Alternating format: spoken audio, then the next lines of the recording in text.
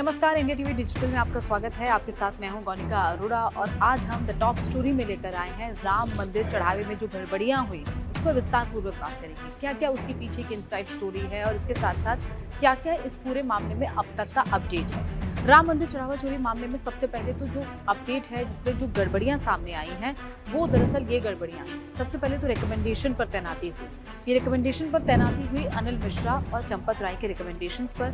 जो तैनातियां हुई लवकुश मिश्रा की, अनुकल्प मिश्रा की और इसके साथ साथ जो टिन्नू यादव है, रामशंकर मिश्रा जो कि चंपत राय का करीबी है, इन लोगों की तैनाती इन लोगों के अनिल मिश्रा और चंपत राय के रिकमेंडेशन पर हुई और यही लोग इस पूरे मामले में मुख्य आरोपी पाए गए हैं। इसके बाद 39 दिन में 70 बार चोरी हुई है। देखिए, सीसीटीवी का जो फुटेज यानी कि जो बैकअप था वो लगभग सिर्फ 45 दिन का था जो एसआईटी को मिला है और एसआईटी को जो डेटा मिला है वो 27 अप्रैल से लेकर 5 जून तक का मिला है। ये जो पूरा डेटा मिला है ये दरअसल जितना मिला उसमें देखा गया कि 39 दिन में 70 बार चोरी हुई है। 70 बार यानी कि एवरेज अगर एक दिन में देखें तो 2 बार चोरी की घटनाएं हुई हैं जिसमें नोटों की गड्डियों में ज़्यादा नोट रखे गए, उसके बाद उनको बाहर निकाल लिया गया, उसमें से कुछ गड्डियां वहां से निकाल ली गई।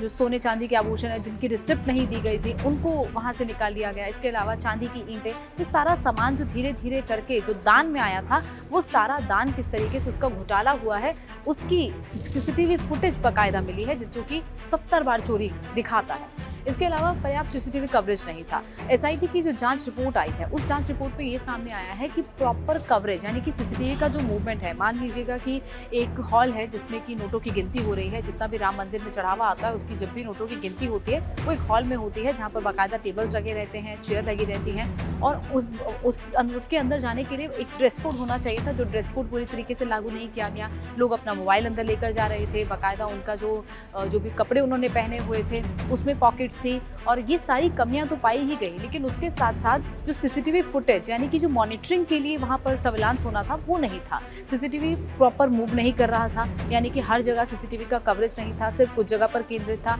और जो भी लोग इसमें इन्वॉल्व हैं, फिर चाहे वो रामशंकर मिश्रा हो या इसके साथ साथ अनुकल्प मिश्रा, लवकुश मिश्रा, इन सब जिनके भी नाम सामने आए हैं, इनको पता था कि सीसीटीवी कहाँ पर पॉइंटेड है, सीसीटीवी कहाँ तक का फुटेज दे रहा है और यही वजह है कि ये लोग सीसीटीवी से बचते भी रहे।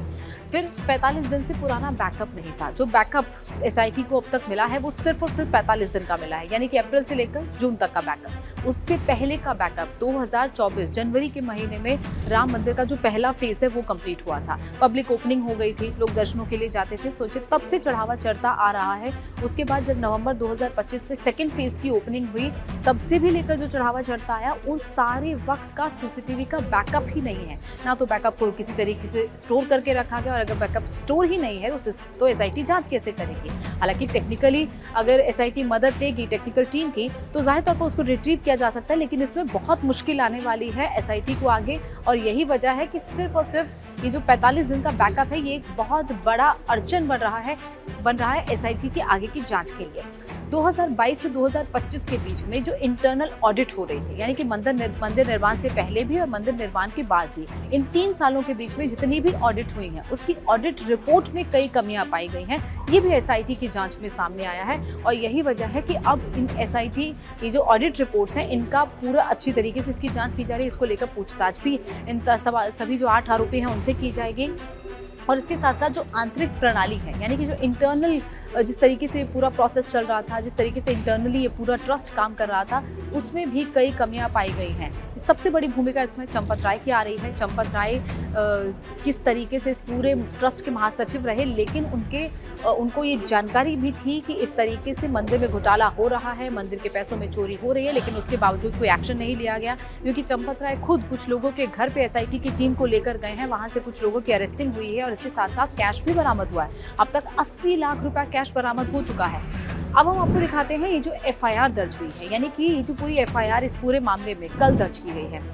जांच लगभग पिछले 20 दिन से इसको लेकर सवाल उठ रहे थे। राम मंदिर के घोटाले को लेकर जो पूरी चोरी हुई है, जो गबन हुआ है, इसको लेकर पिछले 20 दिन से लगातार सवाल उठ रहे थे। 20 दिन से ये पूरा मामला चर्चा में रहा। पिछले 10 दिन से एसआईटी इसकी जांच कर रही है। एसआईटी ने जांच रिपोर्ट भी यूपी गवर्नमेंट को सौंप दी है, लेकिन उसके बावजूद इस पूरे मामले में एफआईआर दर्ज नहीं हो रही थी। चंपत राय, अनिल मिश्रा, इनका इस्तीफा नहीं आ रहा था, ये सब सवाल उठ रहे थे। लेकिन अब जो एफआईआर दर्ज हुई है वो ट्रस्ट ने ही दर्ज कराई है, और जो एफआईआर दर्ज कराई है वो वहाँ के एक कार्यकर्ता कृष्ण मोहन, ट्रस्ट के जो सदस्य हैं, उनकी तरफ से ही कराई गई है। ट्रस्ट को खुद ही एफआईआर दर्ज करानी पड़ी, क्योंकि ये लोग जो मंदिर के अंदर काम कर रहे थे, मंदिर के सेवादार थे, और जाहिर तौर पर ट्रस्ट की भूमिका इसमें अहम आती है। सबसे पहले हम आपको बताते हैं कि कौन कौन इस पूरे मामले में आरोपी हैं, जिनकी फिलहाल गिरफ्तारियां भी हो चुकी हैं, और इन पर इनके नाम क्या क्या है। सबसे पहले अविनाश शुक्ला, ये शख्स है जो कि इस पूरे मामले में आरोपी है। अनुकल्प मिश्रा, ये सब लोग काउंटिंग में इन्वॉल्व थे। लवकुश मिश्रा, ये दोनों रिश्तेदार हैं। मनीष कुमार यादव, ये रामशंकर यादव यानी कि जो टिन्नू यादव है उसका रिश्तेदार है, उसका भतीजा है। इसके अलावा करुणेश पांडे, रमाशंकर मिश्रा, सुभाष श्रीवास्तव और रामशंकर यादव उर्फ टिन्नू यादव, जो कि चंपत राय का करीबी है। वहीं अनुकल्प मिश्रा और लवकुश मिश्रा, इनका जो रिकमेंडेशन है वो अनिल मिश्रा ने किया था, जो ट्रस्ट के सदस्य हैं। और यही वजह है कि इन सबके का लिंक कहीं ना कहीं चंपत राय और अनिल मिश्रा से हो रहा था, और इन सबका आपस में भी लिंक है। और यही वजह है कि इन सब पर गाज तो गिरी है, इन सब की गिरफ्तारी हो चुकी है। 8 लोग इसमें गिरफ्तार हुए हैं, लेकिन सबसे जो दिलचस्प है वो है 9वां नंबर, जिसमें लिखा है अज्ञात। अब ये अज्ञात कौन है? क्या इस मामले में और भी गिरफ्तारियां होने वाली हैं? क्या इस मामले में और भी लोग हैं जो इस पूरे मामले में दबोचे जा सकते हैं? तो बिल्कुल हाँ, क्योंकि अभी एसआईटी की जांच जारी है। अभी ये इनिशियल रिपोर्ट है, इनिशियल रिपोर्ट के आधार पर 8 गिरफ्तारियां हुई हैं। अभी जो फाइनल रिपोर्ट आनी है, जो आगे की ओर जांच होगी, उसमें और भी कई गिरफ्तारियां हो सकती हैं, कई लोग और भी पकड़े जा सकते हैं। और इसके साथ साथ अब आपको बताते हैं कि इसमें जो धाराएं लगाई गई हैं वो धाराएं कौन कौन सी हैं। सबसे पहले तो धारा 305, ये बीएनएस की धाराएं हैं। धारा 305, 306, 316, 5, 317, 4, 317, 5, 61, 3, 5, 13, 1A, तो ये सारी धाराएं हैं। कुल 8 धाराओं के तहत ये पूरा मुकदमा दर्ज किया गया है। अब हम आपको जो एफआईआर में कंटेंट लिखा हुआ है वो बताते हैं कि क्या क्या है। सबसे पहले तो जिस तरीके से पूरा मामला दर्ज हुआ है, इसमें क्या क्या जो धाराएं हैं उसमें क्या क्या ऐसा चीज़ या मुख्य है जो आपको बताते हैं। सबसे पहले तो ये जो पूरा चढ़ावा चोरी हुआ है उसमें किस तरीके से आपराधिक विश्वासघात हुआ है, चोरी की संपत्ति रखने और प्राप्त करने, समान आश्रय, आपराधिक षड्यंत्र, दुष्प्रेरण और अन्य सुसंगत अपराध, यानी कि ये सारी चीजें हैं। चोरी, गबन, विरुद्ध जो भेंट हुई है उसमें चढ़ावा धनराशि की चोरी हुई है, ये सारी चीजें, ये ऐसे अपराध हैं जिन पर जमानत मिलनी भी मुश्किल हो जाएगी। और यही वजह है कि फिलहाल ये जो लोग जिनकी अरेस्टिंग हुई है उनको अभी तक तो 3 दिन की न्यायिक हिरासत में भेज दिया गया है। मंडे तक न्यायिक हिरासत में, उसके बाद जब एक रेगुलर बेंच बैठेगी उसमें इनको जब पेश किया जाएगा तब देखना होगा कि पुलिस इनको कितने दिन के आगे न्यायिक हिरासत में भेजा जाता है। फिलहाल पुलिस ने इनकी रिमांड नहीं ली है, लेकिन जिस तरीके से प्रथम दृष्टया ये पूरा मामला सामने आया उसमें ये तो साफ है कि इन लोगों ने, इन सेवा कर्मियों ने किसी तरीके से जो भेंट चढ़ावे की राशि थी उसका गबन किया है, उसकी चोरी की है, उसको किस तरीके से पूरा षड्यंत्र रच के पूरी प्लानिंग के साथ ये पूरा चढ़ावा वहाँ से गायब किया है, ये कई सवाल उठते हैं। अब इसमें भी उन सभी लोगों के नाम हैं जिसमें अनुकल्प मिश्रा, लवकुश मिश्रा, मनीष कुमार यादव, करुणेश पांडे, रमाशंकर मिश्रा, और ये सारे लोग जो हैं जो इसमें इन्वॉल्व रहे हैं। और इसके साथ साथ इसमें जो नाम है वो रामशंकर मिश्रा, जो कि टिन्नू यादव है। अब देखिए इस पूरे मामले में सबसे बड़ा सवाल ये उठता है कि चंपत राय, जिनको सब चीज़ें मालूम थी, अब वो इस्तीफा दे रहे हैं। अनिल मिश्रा अब इस्तीफा दे रहे हैं, नैतिकता के आधार पर इस्तीफा दे रहे हैं। लेकिन ये पूरा मामला पिछले 20 दिन से उजागर हो रखा है, पिछले 10 दिन से इसमें जांच चल रही है, तब इस्तीफा क्यों नहीं दिया गया? नैतिकता के आधार पर अगर आप इस्तीफा देना चाहते तो आप पहले भी दे सकते थे, लेकिन यही माना जा रहा है कि नैतिकता के आधार पर नहीं बल्कि दबाव में इस्तीफा दिया जा रहा है। क्योंकि जब एसआईटी की जांच चल भी रही थी तब भी मंदिर में एक कार्यक्रम हुआ, ध्वजारोहण का एक कार्यक्रम हुआ। भगवान लक्ष्मण का मंदिर था और उस लक्ष्मण मंदिर में ध्वजारोहण का जो कार्यक्रम होना था उसमें चंपत राय बाकायदा मंच का संचालन कर रहे थे। अगर आप पर जांच चल रही है, अगर आप एसआईटी के सामने पेश हुए हैं, अगर मंदिर सेवादार ही कई इन्वॉल्व हैं जो आपके ही करीबी हैं, तो फिर आप कैसे मंच का संचालन कर सकते हैं? आपको नैतिकता के आधार पर तो पहले इस्तीफा देना चाहिए, लेकिन तब इस्तीफा नहीं दिया गया। और इस्तीफा जाकर अब दिया है जब एफआईआर दर्ज हो चुकी है, जब सीधे सीधे ये पता चल रहा है कि इस पूरे मामले में घोटाला हुआ है, चोरी हुई है, और ये चोरी इन 8 लोगों ने फिलहाल जो इनिशियली प्रिलिमिनरी इन लोगों ने की है। इसके अलावा और भी कई नाम सामने आ सकते हैं। हैं, कई ऐसे लोग हैं जो कि इन लोगों के संपर्क में होंगे, जो कि फिलहाल पुलिस एसआईटी के रडार पे नहीं आ पाए हैं, और जो आगे की जांच होगी वो कुछ इस तरीके से होगी कि इन लोगों को आमने सामने भी बिठाया जाएगा, क्योंकि जो भी लोग आपस में बयान देंगे उसको वेरीफाई भी किया जाएगा, दूसरे के बयान से मिलाया भी जाएगा।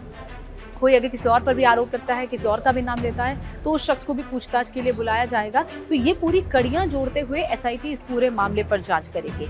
अब आपको ये भी बता दें कि इस पूरे मामले पर जिस तरीके से जांच जो चल रही है, उस जांच में फिलहाल जो अपडेट है कि ये 8 लोग तो हैं ही, इसके साथ साथ और लोग भी रडार पर हो सकते हैं। तो और राजनीति भी इस पूरे मामले पर चल रही है। जिस तरीके से हमने अभी तस्वीरें आज की ही देखी, अरविंद केजरीवाल जो लगातार इस पूरे मामले पर मुखर रहे हैं, बीजेपी पर आरोप लगा रहे हैं, इसके अलावा ट्रस्ट पर आरोप लगा रहे हैं, वो अब अयोध्या पहुंच गए हैं। अरविंद केजरीवाल का आज अयोध्या जाना एक पूरी तरह इस पूरे मामले को किस तरीके से पॉलिटिकल रूप देता है, वो उनकी प्रेस कॉन्फ्रेंस से भी समझ आता है।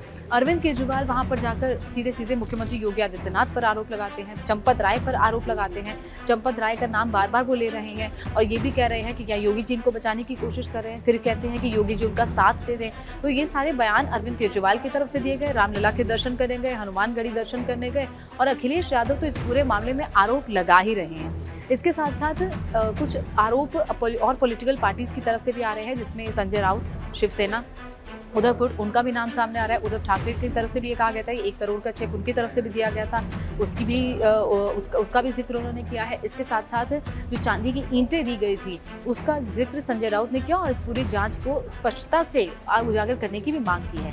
इसके साथ साथ अभी फिलहाल ये पूरा मामला आगे और बढ़ सकता है, कई और इस्तीफे आ सकते हैं, जिसमें और भी कई बड़े नाम हो सकते हैं। क्या चंपत राय जेल जाएंगे, क्या अनिल मिश्रा जेल जाएंगे, ये भी अब सवाल उठने लगे हैं, क्योंकि इनकी भूमिका फिलहाल डायरेक्ट अभी तक सामने नहीं आई है, लेकिन इनको पता था कि इस तरीके से चोरी हो रही है, इस तरीके से गबन हो रहा है। तो अब देखना होगा कि आगे क्या होता है इस पूरे मामले पर। जैसे जैसे एसआईटी की जांच आगे बढ़ेगी, वैसे वैसे इस पूरे मामले पर और भी सच सामने आते जाएंगे, और भी मामले में और भी कई ऐसे जो रोशनियां हैं वो पड़ती जाएंगी, ताकि पता चल पाए कि आखिर इस पूरे मामले में और कौन कौन इन्वॉल्व है, किस किसने भगवान राम के भक्तों की आस्था के साथ खिलवाड़ किया है। फिलहाल के लिए इतना ही, किसी और नए टॉपिक के साथ हाजिर होंगे। फिलहाल इजाजत दीजिए।